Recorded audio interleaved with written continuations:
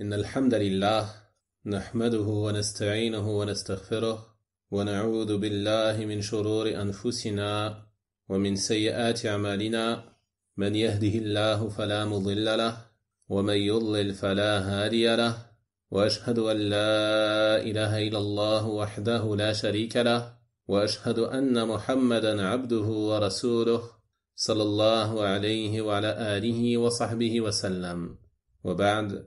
Mes bien chers frères, on se retrouve en cette nuit pour méditer sur une exhortation et une recommandation immense de notre prophète Muhammad sallallahu alayhi wa sallam.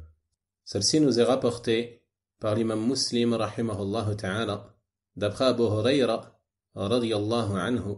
Le messager d'Allah sallallahu alayhi wa sallam a dit: le croyant fort est meilleur et plus aimé par Allah que le croyant faible. Et dans chacun d'eux il y a du bien. Veille à ce qui est profitable pour toi, implore l'aide d'Allah et ne faiblis pas. Dans ce hadith, le prophète sallallahu alayhi wa sallam nous informe donc du mérite du croyant fort, qui est meilleur et plus aimé par Allah que le croyant faible. On se demande donc, qui est le croyant fort? Qui est ce croyant qui est meilleur et plus aimé par Allah subhanahu wa ta'ala? Est-ce que c'est celui à la grande force physique, qui serait meilleur et plus aimé que celui qui est moins fort physiquement? Bien sûr que non, car la force physique, elle n'est pas forcément louable, elle n'est pas forcément profitable pour la personne. Au contraire, il se peut même qu'elle soit nuisible, dans le cas où l'homme l'utiliserait dans les péchés, dans la désobéissance à Allah, dans l'injustice envers les autres, comme en étant violent envers les personnes faibles. Violent envers son épouse, violent envers ses enfants, ou violent envers les faibles parmi les gens. Donc celui-ci, sa force physique, ne lui serait d'aucun profit, au contraire, elle ne lui est que nuisible. C'est pour cela que les gens de science, rahimahumullah ta'ala, ont dit que la force physique n'est ni louable ni blâmable en soi. Si tu es doté de force physique, et que tu utilises cette force dans ce qui est profitable pour toi, ici-bas et dans l'au-delà, parmi les œuvres mondaines, ou parmi les œuvres de bien par lesquelles tu te rapproches d'Allah subhanahu wa ta'ala, alors ta force sera louable. Mais si tu l'utilises dans les péchés, si tu l'utilises dans la désobéissance à Allah, dans les mauvaises actions, alors ta force sera blâmable et elle sera nuisible pour toi. Donc qui est le croyant fort qui est meilleur et plus aimé par Allah? La réponse, mes frères, est que le croyant fort, c'est celui qui est fort dans sa foi.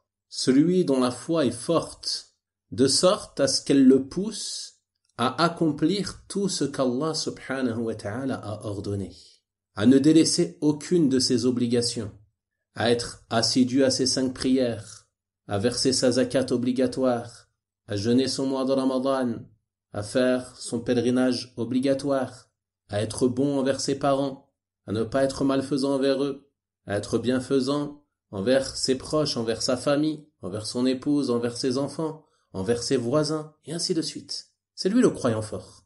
C'est celui-ci qui est meilleur et plus aimé par Allah, car il fait tout ce qu'Allah subhanahu wa ta'ala lui a ordonné. Il ne délaisse pas ses obligations, et plus encore, la force de sa foi, elle le pousse à quoi? Elle le pousse à faire suivre ses obligations d'œuvres surrogatoires autant que possible. Les prières surrogatoires, les rawatib, la prière de nuit, salat ad-duha, les aumônes surrogatoires, les aumônes pour la mosquée, pour les nécessiteux, et ainsi de suite.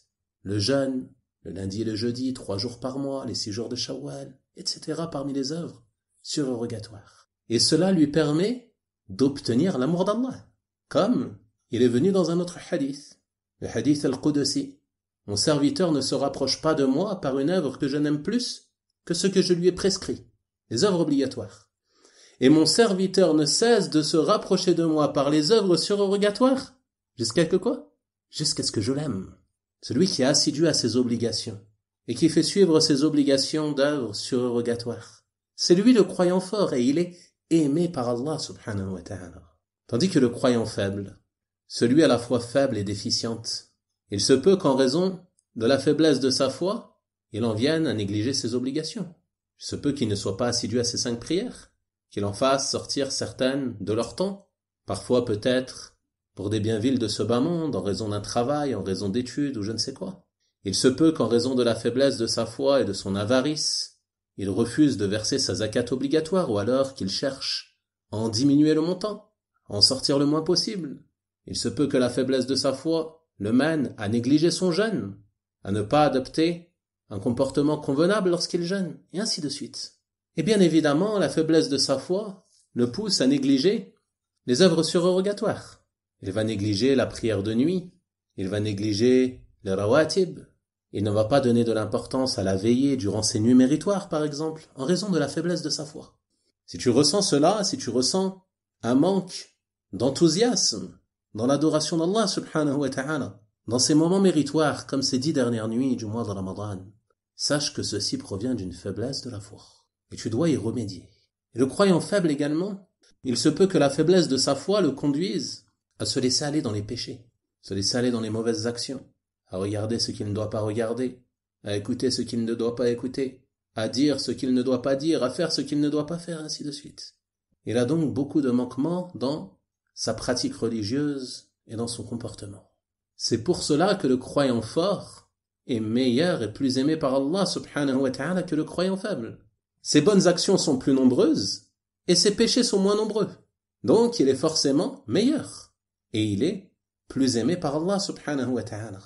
Donc ceci est une exhortation en réalité.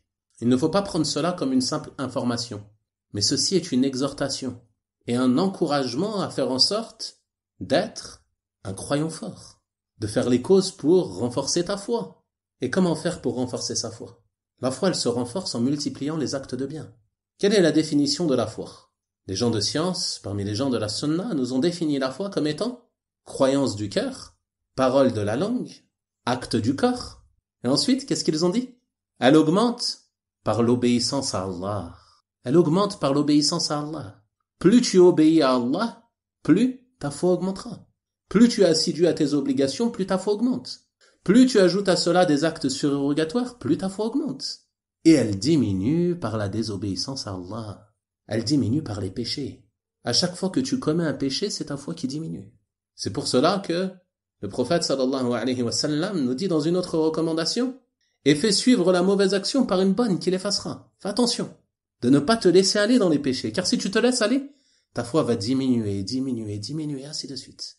Donc si tu fais un péché, tu reviens vite à Allah. Tu te repens.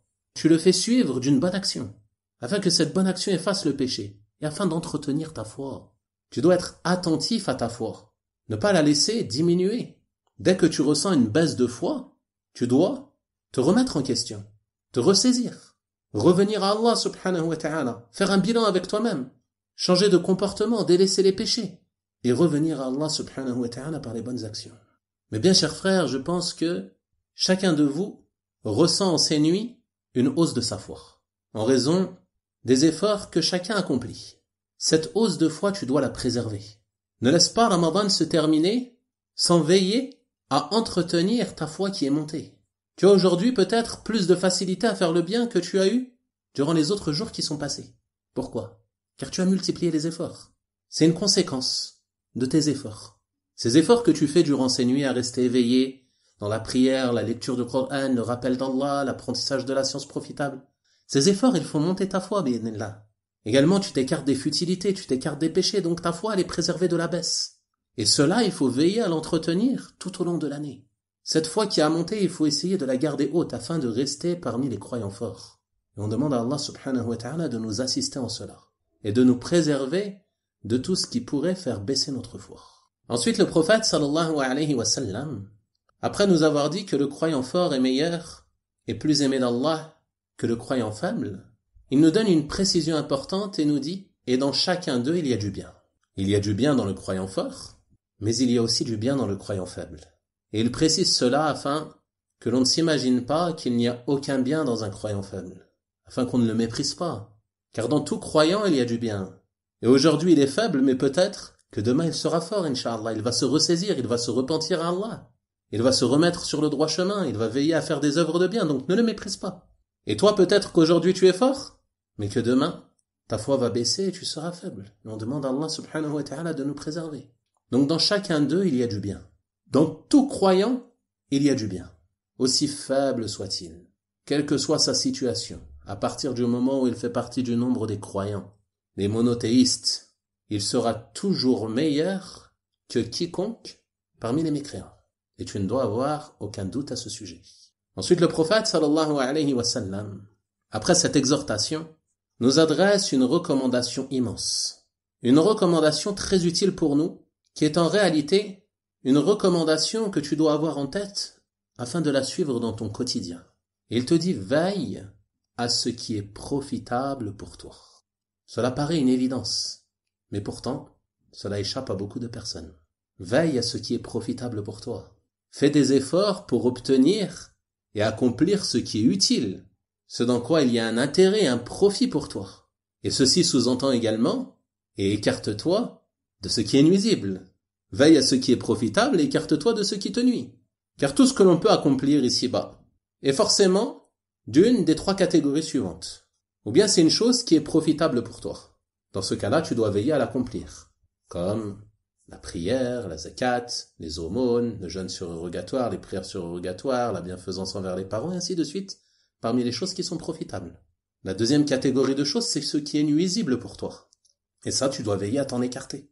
Les péchés, les mauvaises actions, la désobéissance à Allah, tout cela, tu dois veiller à t'en écarter, car cela est nuisible pour toi, ici-bas et dans l'au-delà. Et la troisième catégorie de choses, c'est ce qui n'est ni profitable, ni nuisible. Les choses futiles, les pertes de temps, ce qui n'est ni en ta faveur, ni en ta défaveur. Et le minimum que l'on puisse dire à ce sujet est que cela relève de la perte de temps pour le croyant. Et il est attendu du croyant qu'il fasse des efforts pour préserver son temps. Préserver son temps dans les œuvres de bien, préserver son temps dans les bonnes actions. Et non pas laisser ce temps si précieux être gaspillé dans des futilités qui ne te sont d'aucun profit ni ici-bas ni dans l'au-delà. Car chaque minute qui passe, c'est une minute qui te rapproche de ta mort. C'est une minute qui te rapproche de ton terme qui est fixé. Plus tu avances dans ta vie, plus tu te rapproches de la mort, tu te rapproches de l'au-delà. Tu es dans ce bas monde de passage et tu es en chemin vers l'au-delà. Donc ce temps qui passe, c'est du temps qui ne reviendra pas. C'est pour cela qu'il ne convient pas de le perdre dans des futilités, dans des choses qui ne te seront pas profitables dans l'au-delà, même si elles ne te sont pas nuisibles. Veille à préserver ton temps et à ne faire que des choses qui te sont profitables. Et toute personne douée de raison, toute personne qui recherche le bien et le bonheur ici-bas et dans l'au-delà, elle se doit d'accepter ce conseil et cette recommandation de notre prophète sallallahu alayhi wa sallam et veiller à ce qui est profitable. Mais malheureusement, combien sont ceux aujourd'hui parmi nous qui ne tiennent pas compte de cette recommandation, qui passent une grande partie de leur temps dans ce qui ne leur est d'aucun profit, ou pire encore, qui passent leur journée et leur nuit dans ce qui leur est nuisible, ce qui est nuisible pour leur religion, sans se rendre compte de la valeur de ce temps. Regardez le temps que nombre de personnes passent aujourd'hui sur les réseaux sociaux. Il n'y a pas besoin de mettre un chronomètre, vous avez juste à aller dans les paramètres de vos téléphones et regardez le temps que vous passez sur ces réseaux. Regardez le nombre de temps dans une journée. Twitter, Facebook, Instagram, YouTube et je ne sais quoi. Fais le calcul. Ensuite, regarde le temps que tu mets pour lire une page de Coran. Une page. Parle pas d'un hizb ou d'un juz. Une page. Regarde le temps que tu mets pour lire une page de Coran. Et fais le calcul combien de pages tu aurais pu lire au lieu de passer ce temps sur ces réseaux. Le prophète sallallahu alayhi wa sallam nous a dit dans le hadith le mérite de la lecture du Coran. Pour chaque lettre, il y a une hasana. Et la hasana en vaut 10 semblables à elle. Je ne dis pas que alif, lam, mim est une lettre, mais alif est une lettre, lam est une lettre, mim est une lettre. Donc combien de hasanat tu perds lorsque tu passes ton temps sur ces réseaux à lire des choses futiles, au minimum, au pire encore des choses nuisibles, des choses interdites, et des péchés au sujet desquels tu auras à rendre des comptes devant ton Seigneur subhanahu wa ta'ala. Tu dois donc sans cesse te rappeler de ce conseil de ton prophète sallallahu alayhi wa sallam. Veille à ce qui est profitable pour toi, que ce soit dans tes affaires mondaines ou dans tes affaires religieuses. Dans tes affaires mondaines aussi, veille à ce qui est profitable. S'il y a une chose qui n'est pas utile, délaisse-la. Et fais toujours prévaloir le profit le plus grand. Surtout lorsque sont en conflit un profit religieux et un profit mondain. Dans cette situation, il te convient de toujours faire prévaloir le profit religieux. Car le profit religieux, il va faire monter ta foi. Il va te faire entrer dans le nombre des croyants forts. Et si ta religion est bonne, forcément tes affaires mondaines seront bonnes, Inch'Allah. Car Allah n'abandonne pas son serviteur. Mais celui qui fait prévaloir la vie d'ici-bas et ses plaisirs éphémères, et ses richesses éphémères, au détriment de sa religion, alors lui, il risque de perdre les deux. Car le fait de faire prévaloir la vie d'ici-bas fait descendre sa foi. Et cette baisse de foi, elle entraîne une négligence dans les œuvres de bien et un laisser-aller dans les péchés et les mauvaises actions. Et en plus de cela, il se peut qu'il soit privé de ce bien, de cette dunya, ce bas monde éphémère qu'il souhaitait obtenir. Donc veille à ce qui est profitable pour toi. Fais toujours prévaloir ce qu'il y a de meilleur, de plus utile, ici-bas et dans l'au-delà. Ensuite, le prophète sallallahu alayhi wa sallam te dit et implore l'aide d'Allah. Et ça également, c'est une recommandation d'une grande importance. Implore l'aide d'Allah. Car est-ce que tu peux veiller à ce qui est profitable pour toi sans l'aide d'Allah? Est-ce que c'est possible? Ce n'est pas possible. Si Allah ne te guide pas vers ce qui est profitable, tu ne peux pas être guidé vers cela. Donc tu as besoin de l'aide de ton Seigneur pour être guidé vers cela et pour pouvoir le mettre en pratique. Pourquoi dans Surat Al-Fatiha on dit « Iyyaka na'bud wa iyyaka nasta'in » C'est toi seul que nous adorons et c'est de toi seul dont nous implorons l'aide. Car sans l'aide d'Allah, nous ne pouvons pas l'adorer. Nous avons besoin de l'aide d'Allah pour pouvoir adorer Allah. C'est pour cela que nous implorons son aide. Et tu implores l'aide d'Allah pour veiller à ce qui est profitable pour toi. Tu lui demandes de t'aider à ne faire que ce qui est profitable et à te préserver de ce qui est nuisible. Et ça, c'est d'une grande importance, de toujours invoquer Allah subhanahu wa ta'ala pour cela. Et qu'il raffermisse ton cœur sur sa religion. Qu'il t'écarte des choses qui pourraient porter atteinte à ta foi et la faire baisser. Et également, le prophète sallallahu alayhi wa sallam nous adresse cette recommandation ici, afin que celui qui fait partie des croyants forts, qui veille toujours à ce qui est profitable pour lui, il se rappelle qu'il n'a pu atteindre cet objectif qu'avec l'aide de son Seigneur subhanahu wa ta'ala, qu'il ne soit pas pris de vanité, qu'il ne soit pas pris d'orgueil, qu'il ne méprise pas les autres, car il se peut que celui qui passe son temps dans l'adoration d'Allah, il s'enorgueillisse, notamment en ces jours où certains, alhamdulillah, sont occupés dans le bien et les bonnes actions et d'autres sont peut-être plongés dans les péchés et la désobéissance. Il se peut qu'une personne soit prise de vanité en raison de cela. Elle regarde ceux qui sont plus faibles qu'elle, elle les méprise et s'enorgueillit. Et ça, c'est un des pièges du diable. Tu dois toujours te rappeler que ces bonnes actions que tu as faites, tu n'as pu les faire que par l'aide d'Allah subhanahu wa ta'ala. C'est Allah qui t'a guidé vers celle-ci. C'est Allah qui t'a donné la force de les faire. C'est Allah subhanahu wa ta'ala qui t'a accordé la tawfiq, qui t'a accordé la réussite, qui t'a guidé vers cela. Donc ne sois pas pris de vanité. Et n'oublie pas d'implorer l'aide d'Allah subhanahu wa ta'ala dans toutes choses. Même pour les choses simples, tu as besoin de l'aide d'Allah subhanahu wa ta'ala. Ne serait-ce que pour nouer tes lacets, tu as besoin de l'aide d'Allah subhanahu wa ta'ala. Donc implore son aide. Et ne pense pas que tu peux réussir à atteindre un objectif sans l'aide de ton Seigneur subhanahu wa ta'ala. Ensuite, le prophète sallallahu alayhi wa sallam nous dit « Et ne faiblis pas. Veille à ce qui est profitable pour toi, implore l'aide d'Allah et ne faiblis pas. Reste ferme sur cela. Persévère dans les œuvres de bien. Ne les repousse pas, ne les délaisse pas, ne les abandonne pas. À partir du moment où tu as compris que tu avais un objectif à atteindre, un objectif qui est le paradis d'Allah subhanahu wa ta'ala, un paradis éternel, un paradis rempli de délices, un paradis dans lequel tu ne connaîtras plus aucune fatigue, plus aucune douleur, plus aucun souci, plus aucun chagrin, plus aucun malheur, que du bonheur, pour y demeurer éternellement. C'est cela ton objectif, donc ne faiblis pas. La vie elle est courte. Demain tu seras sous terre, avec tes œuvres. Donc veille à ce qui est profitable pour toi, implore l'aide d'Allah, et ne faiblis pas. Reste ferme sur cela. Lorsque tu commences une chose, ne l'abandonne pas. Combien sont ceux malheureusement qui, parfois, sont pris d'enthousiasme durant un certain temps puis abandonnent. Ils commencent à prier la nuit puis ils abandonnent la prière de nuit. Ils commencent à étudier la science, à assister à des assises de science puis ils les délaissent. Ils commencent à lire un livre puis ils ne le finissent pas. Ils commencent à lire le Coran puis ils ne le clôturent pas. Et ainsi de suite. Combien sont ceux qui commencent des œuvres et ne les terminent pas? Et ceci est une forme de faiblesse.